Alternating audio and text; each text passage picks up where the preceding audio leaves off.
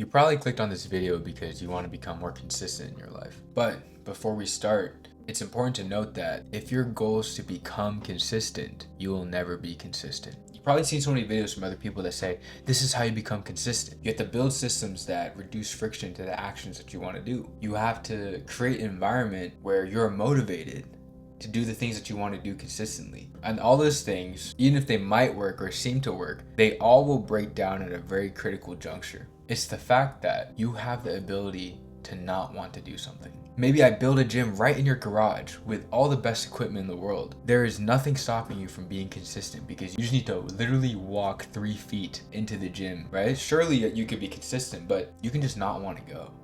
Because true consistency, you can't manufacture it. You can't will it into existence. Because if you ask anyone who's really consistent, right? Like SGA. How are you just so consistent, like the tide, night in and night out? My whole life is consistent. Everything I do.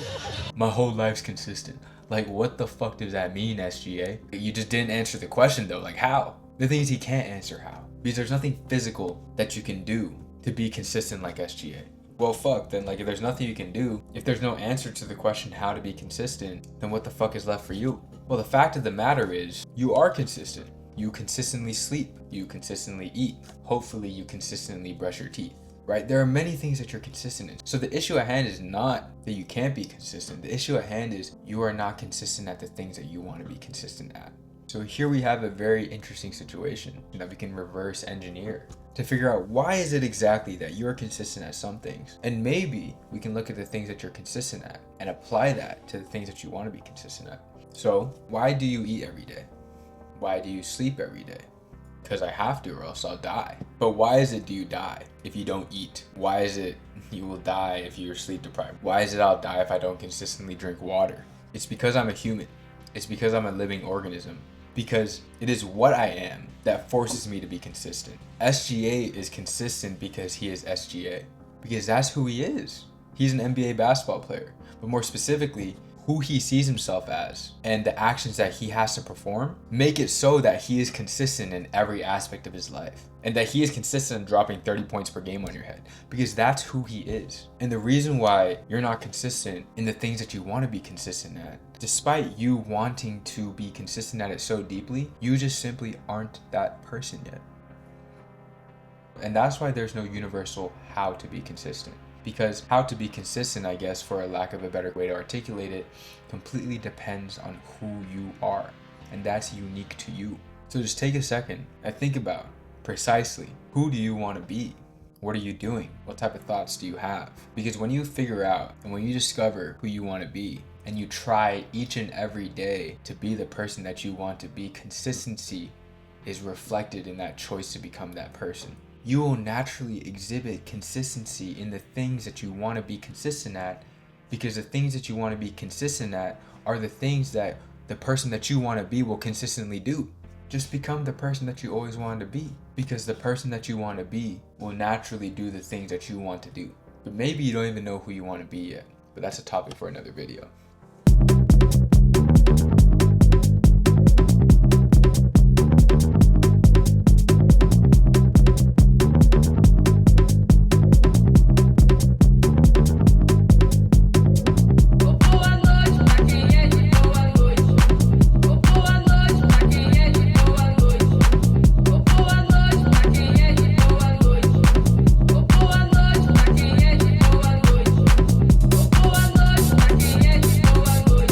A lot of you thinking like, oh, I just need to get a bigger chest and my physique will look good. Trust me, that's not actually the case. And you don't actually want that. What you really want, you want your chest to actually look good on your physique. That's all I wanted when I look like this. What even is this shit, bruh? 2 milkers, no definition. And after many years of trial and error, it is just in this last year that I finally figured out how to actually build my chest aesthetically to achieve the physique that I have today. So that's why, lucky for you, I'm gonna tell you how to grow your chest aesthetically, made simple as fuck, as simple as possible. So there are 3 keys that we need to keep in mind when we wanna sculpt our chest, or any muscle, really, on our body. Number 1, we are artists, not machines. What I mean by that, as an artist, you're intentional. in crafting and sculpting, because your body is the art that you're producing. You can't look at yourself as a machine or as a computer that if I input this many sets, I'll get the results that I want. No.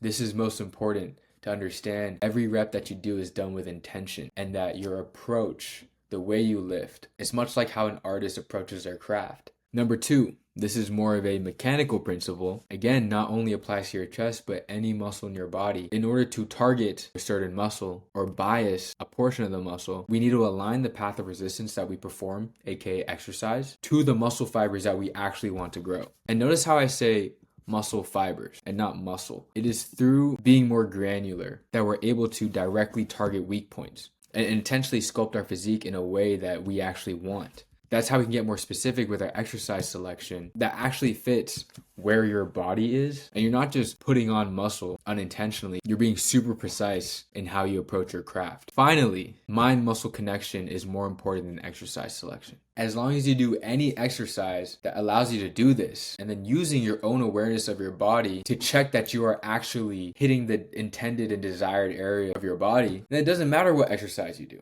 Once you develop your mind-muscle connection, you now have a skill that doesn't restrict you to any sort of program or exercise that allows you to intentionally target the muscles that you want to target. So with those 3 things in mind, let's get specifically into how we can apply these principles to our chest. Even if the chest is one singular muscle, based on how the muscle fibers run, we're able to split it into 3 distinct portions: upper chest, mid chest, lower chest. It is splitting the chest in these 3 areas that we can be intentional in how we sculpt our chest. You can see that each portion of the chest has muscle fibers that run at different angles, therefore require different paths of resistance in order to bias them. And what we want to do, right, for all of our exercises is to ensure that the portion of the muscle that we want to target contracts the most. So we want to align the path of resistance with the contractile tissue and their direction, right? So for the upper chest, we can see that the fibers run along from the collarbone to the bicep. In order to contract the clavicular head, wouldn't it make sense to bring our bicep to our collarbone? And then for the mid chest, you see how the muscle fibers connect to the sternum, to the bicep area. So in order to contract these, we do the same thing. We bring the bicep to the sternum. And then finally, for the lower chest, this is kind of where your nipple is, okay? I'm just draw your nipple right here. The lower chest connects to the lower portion of your sternum, which is around where your nipple is. Same attachment point as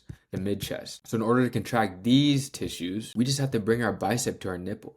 And it is these paths of resistance that will allow us to hit specifically the areas of the chest that we intend to hit by aligning the path of resistance with their muscle fibers. What's cool is like, these are the cues that I use in my own head when I'm biasing these areas. Once you understand that all you need to do is this in any exercise in order to hit a specific portion of the chest, that's why I can bias all 3 areas of my chest on the pec deck. If I lean forward and do the pec deck, I'm literally bringing my bicep to my collarbone, right? I'm biasing more of my upper chest. If I lean back, I'm bringing my bicep to my nipple. I'm biasing more of my lower chest. Big issue that I had when I used to do dips was I couldn't feel my chest, and I'd use all triceps. Well, it's because instead of cueing myself to press up as hard as I could, I just brought my biceps towards my nipples as hard as I could. And that's when I felt my chest. When you have this awareness, right, of how exactly to bias each part of your chest, and when you understand that you just need to align the path of resistance to the muscle fibers that you desire, you're not limited by exercise selection, and rather you're just using your own intuition and mind-muscle connection